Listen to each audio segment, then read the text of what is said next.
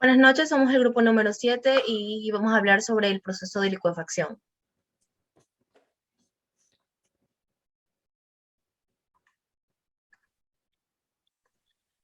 El proceso físico se produce cuando una sustancia en estado sólido o gaseoso se transforma instantáneamente en estado líquido, como resultado de una alteración significativa en sus circunstancias físicas, es decir, la presión y la temperatura.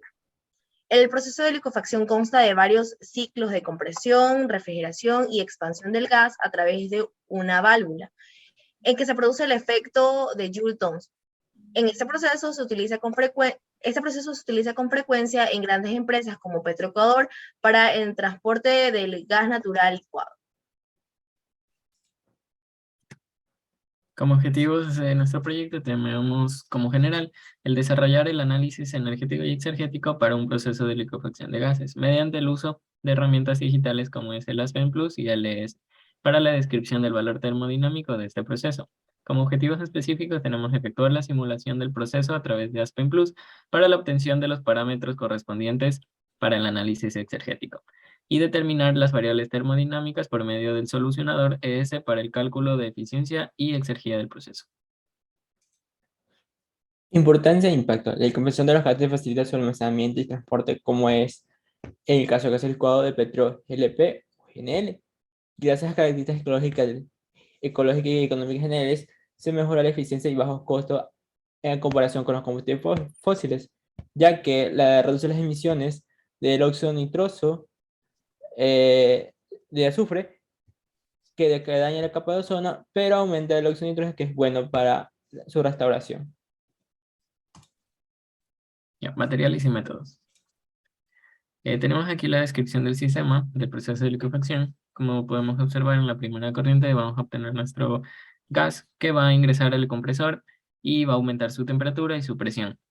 Tenemos tres intercambiadores, lo cual van a hacer que disminuya la temperatura para luego pasarlo por una válvula de expansión y vamos a tener una mezcla líquido-vapor en la corriente 6 que conduce a la columna. Esta columna se va a encargar de eh, separar el líquido del vapor y por encima va a salir el vapor y luego se va a condensar por medio de este condensador que se encuentra ahí. Y asimismo en el líquido va por este condensador que va a actuar como recalentamiento para que se genere el vapor y vuelva a ingresar en la columna de destilación. En nuestro proyecto tenemos unas modificaciones, es ingresando los equipos de condensadores simples a los intercambiadores antes mencionados. Estos van a funcionar debido a que el calor generado por los intercambiadores van a ser cedidos a estos condensadores y estos van a ser alimentados con este calor. Esto va a mejorar la eficiencia y debido a que los intercambiadores necesitan de 2 entradas y 2 salidas y asimismo en la columna de destilación. Resultados y discusión. En base a los resultados obtenidos en la tabla de la simulación de Aspen con respecto a la tabla de resultados del ES, se puede apreciar que los resultados son concordantes, por lo tanto que el proceso es factible, que se puede realizar. Bien, se puede observar que en la primera corriente está a temperatura ambiente y luego esta pasa por el compresor para aumentar su temperatura y su presión. Después de un proceso de enfriamiento por varios intercambiadores de calor, se logra enfriar lo suficiente el aire para luego disminuir su presión en la válvula de expansión. Ahora, en la corriente 6, esta pasa a ser una corriente de alimentación de la columna de destilación. En el tope de la columna, se tiene que la corriente 7 se encuentra en fase de vapor y está enriquecida por nitrógeno. En cambio, la corriente 8, que es la corriente del destilado, el oxígeno es el que tiene la mayor composición y esta se encuentra en fase líquida. Bien, la corriente 11, esa es la corriente de reciclo del proceso y esta vuelve a un intercambiador de calor. Por cada equipo se realizó el cálculo de exergía de fuel y de producto para obtener la exergía destruida. Para el compresor, la exergía de fuel es el trabajo del compresor y la exergía del producto viene siendo las exergías de las corrientes. Para los intercambiadores del calor como el Cooler 1, la exergía de fuel viene siendo la diferencia de exergía de las corrientes de alta temperatura, y la exergía del producto es la diferencia de exergía de las corrientes de baja temperatura. Asimismo, con los demás intercambiadores de calor. En la columna de destilación se consideró que la exergía del fuel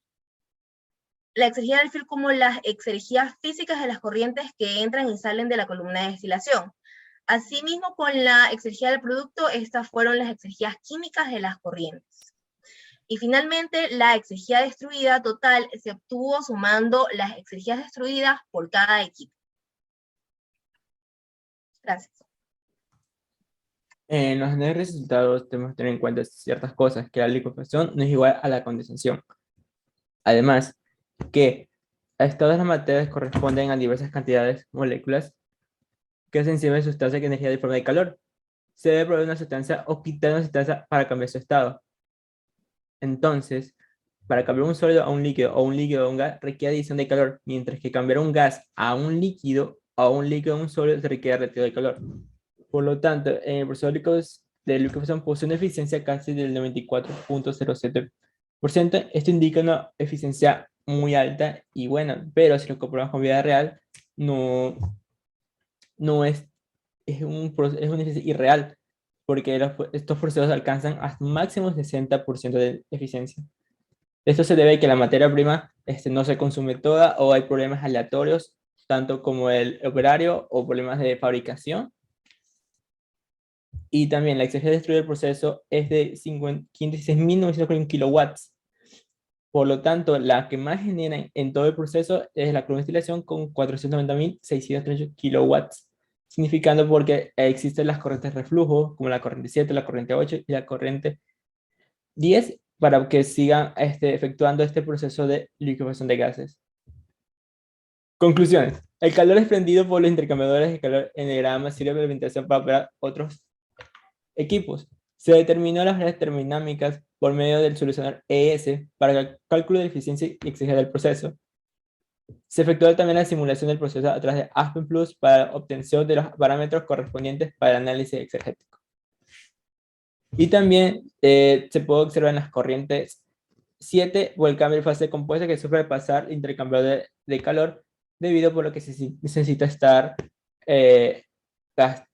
consumiendo la materia prima de la corriente 1. Gracias.